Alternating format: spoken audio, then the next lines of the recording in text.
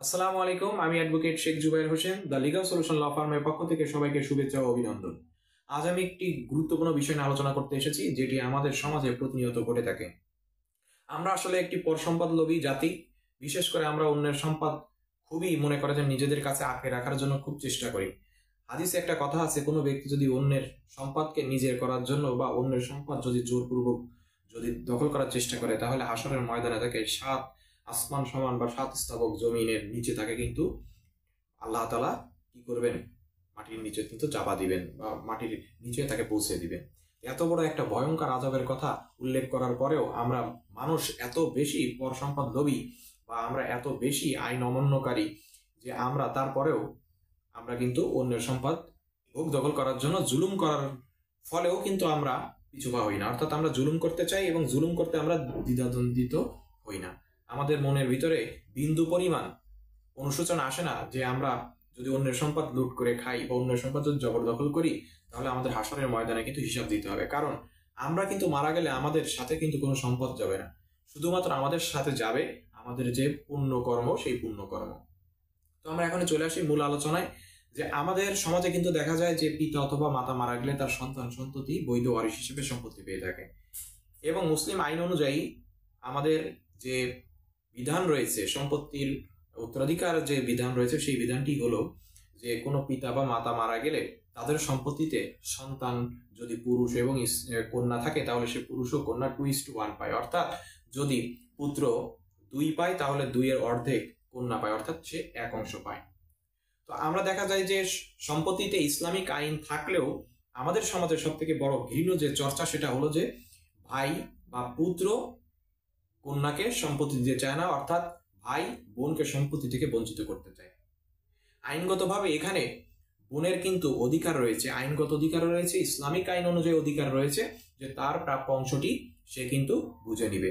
কিন্তু অনেক সময় দেখা যায় যে বাবা মারা গেছে, এরপরে সে ওয়ারিশ কায়েম নিয়ে মিউটেশন করার জন্য গেলেও বা বাটোয়ারা দলিল তৈরি করার জন্য গেলেও পরবর্তীতে ভাইদের অনীহা থাকে এবং ভাইরা ছলে বলে ছল চাতুরি করে এই বোনদেরকে কিন্তু তারা প্রতারিত করে এবং বোনদেরকে আশ্বাস দেয় দিব, আজ দিব, কাল দিব, এরকম করতে করতে একটা সময় দেখা যায় যে বোনের যে সম্পত্তির অংশটুকু মিউটেশন বা বাটোয়ারা দলিল করে তাকে তার অংশটি বুঝিয়ে দেওয়ার দরকার ছিল, সেই অংশটিও তার নিজ নামে রেকর্ডভুক্ত করিয়ে নেয়। পরবর্তীতে গিয়ে কি সমস্যা হয়, পরবর্তীতে গিয়ে ওই বোন কিন্তু ওই সম্পত্তি দখলে আসতে পারে না, কারণ ওই রেকর্ডটি তখন ভাইয়ের নামে হয়ে যায় এবং ভাইয়ের নামে রেকর্ড হওয়ার কারণে ওই সম্পত্তি কিন্তু সে বিক্রিও করতে পারে না। পরবর্তীতে এই বোনকে কি করতে হয়, এই বোনকে আইন আদালতে দৌড়াতে হয়, এই বোনকে তখন আপনার বিভিন্ন স্থানীয় পর্যায়ে সালিশ মীমাংসার মাধ্যমে কিন্তু এই সম্পত্তি পাওয়ার জন্য চেষ্টা করতে হয়। কিন্তু দিন শেষে আমাদের কি হয়, আমাদের সমাজ পুরুষ শাসিত সমাজ, এই পুরুষ শাসিত সমাজে আমাদের ভেতরে এক ধরনের দ্বার্থত্বক, এক ধরনের আপনার প্রলোভন রয়েছে, এক ধরনের আপনার ক্ষমতাশালী ব্যক্তি রয়েছে, যারা টাকার বিনিময়ে বা অন্য কোনো ভাবে যে ন্যায় বিচার পাওয়ার হক থেকে একজন মহিলাকে কিন্তু বঞ্চিত করে। তো আজ আমি বলবো, আপনারা যারা পিতার সম্পত্তিতে বা মাতার সম্পত্তিতে আপনারা স্ত্রী বা মহিলা বা আপনারা কন্যা হিসাবে, ওয়ারিশ হিসাবে আপনারা সম্পত্তি পাওয়ার হকদার, তাদেরকে বলতে চাই, যখনই আপনার পিতা মাতা বা স্বামী কেউ মারা যদি যায়, তাহলে সর্বপ্রথম স্টেপটা হবে কি, আপনারা কি করবেন, আপনারা স্থানীয় যে ইউনিয়ন পরিষদ আছে, সেই ইউনিয়ন পরিষদের চেয়ারম্যানের কাছ থেকে একটি ওয়ারিশ কায়েম সার্টিফিকেট তুলে নেবেন এবং এরপরে আপনারা আপনার বাবার নামে যে লাস্ট যে খতিয়ান আছে, অর্থাৎ সর্বশেষ খতিয়ান আছে, সেই সর্বশেষ খতিয়ানটি নেবেন এবং আপনারা যে খাজনা পরিশোধ করেছেন, অর্থাৎ আপনার বাবা বা আপনার মা বা আপনার স্বামী, অন্য কেউ যার কাছ থেকে আপনি সম্পত্তি পেয়ে থাকবেন, সেই ব্যক্তি যে সর্বশেষ খাজনা পরিশোধ করেছে, সেই সকল খাজনা পরিশোধের দাখিলা সহ আপনার প্রয়োজনীয় কাগজপত্র নিয়ে আপনারা নামজারি করিয়ে নেবেন। আর এই নামজারি করানোর জন্য আপনারা প্রাথমিকভাবে একটি বন্টন দলিল তৈরি করে নেবেন। যদি আপনাদের এই বন্টন দলিল করতে কেউ যদি অসম্মতি দেয় বা কেউ যদি আপনাকে আপনার প্রাপ্য জমিটি বুঝিয়ে যদি না দেয়, অর্থাৎ আপনার দখল যদি না পাইয়ে দেয়, অর্থাৎ আপনাকে বন্টন দলিল করে দিল না বা আপনার প্রাপ্য অংশটুকু বুঝে দিল না, তখন আপনি কি করবেন দেখেন, তখন কিন্তু আপনার আর স্বাভাবিক পন্থায় এই সম্পত্তি পাওয়ার কোনো সুযোগ নেই। তখন আপনাকে কিন্তু একটি বাটোয়ারা মামলা করতে হবে। আর এই বাটোয়ারা মকদ্দমা করার ক্ষেত্রে আপনাকে কি করতে হবে, আপনাকে আপনার ভাই সহ অন্যান্য যে সকল ভাই আছে বা ওয়ারিশ আছে প্রত্যেককে আপনাকে বিবাদী করতে হবে। বিবাদী করে আপনারা বাটোয়ারার মামলাটি করে আপনার যে সম্পত্তি সেই সম্পত্তি কিন্তু ভাগ বাটোয়ারা করে নিতে পারেন।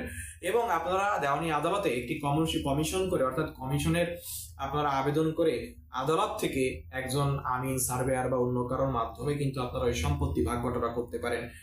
তো আপনাদের কাছে রিকোয়েস্ট থাকবে, যখনই আপনাদের পিতা মাতা বা যাদের কাছ থেকে আপনারা সম্পত্তির উত্তরাধিকার হিসাবে আপনারা সম্পত্তি পাবেন সেই ব্যক্তি মারা যাওয়ার সাথে আপনারা বাটোয়ারা দলিল করে নেবেন, আপনারা আপনাদের নামে মিউটেশন করে নেবেন। ফলে কি হবে যে পরবর্তীতে যে রেকর্ড যখন হবে তখন এই রেকর্ডটা ভুল করে কিন্তু আপনার ভাইয়ের নামে আর হবে না। তো আপনি কিন্তু বেঁচে যাবেন, আপনার সকল ধরনের প্রতারণার হাত থেকে কিন্তু আপনি বেঁচে যাবেন। আর যদি আপনি চলে বলে কলা কৌশলে অর্থাৎ প্রতারণার শিকার হয়ে বা অযাচিত প্রভাব আনডিউ ইনফ্লুয়েন্সের শিকার হয়ে বা মিস রিপ্রেজেন্টেশনের শিকার হয়ে যদি আপনি আপনার ভাইয়ের তালে তাল দেন, কখন যে ভাই আপনার সম্পত্তি তার নিজ নামে রেকর্ড করিয়ে নেবে আপনি কিন্তু নিজেও বুঝতে পারবেন না। আর যখন আপনি ভাইয়ের কাছে যাবেন তখন আপনার সাথে ভাইয়ের সম্পর্ক নষ্ট হয়ে যাবে, পরিবারের সম্পর্ক নষ্ট হয়ে যাবে। এখানে দেখতে হবে যে পরিবারের সাথে সম্পর্ক নষ্ট হওয়ার ব্যাপার না, এই অধিকারটি, সম্পত্তি পাওয়ার অধিকারটি একমাত্র এটা ইসলামিক অধিকার, এটা আইনগত অধিকার, এই অধিকারটি কখনো নষ্ট হয় না। সুতরাং আপনার সাথে যদি আপনার পরিবার যদি সম্পর্ক নষ্ট করতে চায়, আপনার ভাই যদি আত্মীয়তার সম্পর্ক নষ্ট করতে চায়, আপনি বুঝে নেবেন যে সম্পত্তির লোভে করছে, সে আপনাকে কখনোই ভালোবাসে নাই। সে ততদিন পর্যন্ত আপনার সাথে সম্পর্ক রেখেছে যতদিন পর্যন্ত আপনার সম্পত্তি সে ভোগ দখল করেছে শান্তিপূর্ণভাবে। যখন আপনি আপনার সম্পত্তি, আপনার প্রাপ্য অংশটিকে দাবি করছেন, ঠিক তখনই কিন্তু সে আপনাকে বাধা দিচ্ছে, অর্থাৎ আপনার সাথে সম্পর্ক নষ্ট করছে। এইরকম ভাইয়ের দরকার নাই, এরকম আত্মীয় স্বজনেরও দরকার নাই। আপনি আপনার নিজের অধিকারটি বুঝে নেন। আপনার নিজের অধিকারটি বুঝতে গেলে আপনি প্রথমেই যে সুযোগটি থাকবে সেই সুযোগে আপনি মিউটেশন করিয়ে নেবেন, বাটোয়ারা দলিল করে নেবেন এবং আপনার দখলটি কিন্তু আপনি বুঝে নেবেন। আর যদি স্বাভাবিকভাবে যদি আপনার ভাই বা অন্যান্য ওয়ারিশগণ যদি আপনার সম্পত্তি বুঝে দিতে না চায়, আপনি যদি বোন হন বা আপনি যদি কন্যা হন, আপনি যদি স্ত্রী হন, সবার প্রথমে আপনি যে কি করবেন, সকলকে বিবাদী করে আপনি কিন্তু বাটোয়ারা মামলা করে দিবেন। এই বাটোয়ারা মামলা করে দিলে পরবর্তীতে আপনি কিন্তু এখান থেকে একটা রায় বা ডিক্রি পেলে আপনার প্রপার্টি কিন্তু অ্যাসার্টেইন হয়ে যাবে। তবে আরেকটা জিনিস মাথায় রাখতে হবে, অনেকেই মনে করে যে বাটোয়ারার মামলা করে বহুদিন চলবে। দেখেন, এখানে ওয়ারিশ সূত্রে আপনি সম্পত্তি পাচ্ছেন, অর্থাৎ সম্পত্তিটি আপনার পিতার, আপনার মাতার বা আপনার স্বামীর। সুতরাং এখানে সম্পত্তির মালিকানা অ্যাসার্টেইন করা হয়ে গেছে, অর্থাৎ নিশ্চিতভাবে মালিকানা রয়েছে। সুতরাং এখানে মালিকানা নতুন করে নির্ণয় করার বা মালিকানা সম্পর্কিত বিষয়ে নতুন করে বিচার করার কিছু নাই, শুধুমাত্র বন্টনটি হবে। সুতরাং এখানে আপনার ভয় পাওয়ার কিছু নাই যে 10-12 বছর পর্যন্ত আপনার বাটোয়ারা মামলা চলবে, এরকম কোনো ভয় নাই। এটি খুব দ্রুত সময়ের মধ্যে হয়ে যাবে। সুতরাং আপনারা আর বিলম্ব করবেন না। আপনাদের উচিত হবে যেদিনই আপনাদের পিতামাতা মারা যাবে, আপনারা যদি বৈধ ওয়ারিশ হয়ে থাকেন, আপনারা যদি কন্যা বা বোন বা যদি কারো স্ত্রী হয়ে থাকেন, আপনার তাৎক্ষণিকভাবে আপনার সম্পত্তি দাবি করবেন এবং আপনার সম্পত্তি যদি সে দিতে অনিচ্ছুক হয় বা অন্যান্য ওয়ারিশগণ যদি দিতে অনিচ্ছুক হয়, তাহলে তাদের বিরুদ্ধে আপনি সিভিল মকদ্দমা করবেন এবং সকলকে বিবাদী করে বাটোয়ারার মকদ্দমা করবেন। ইনশাল্লাহ আপনি আপনার প্রতিকারটি পেয়ে যাবেন। আজ এ পর্যন্তই। ভালো থাকুন, সুস্থ থাকুন। আল্লাহ হাফেজ।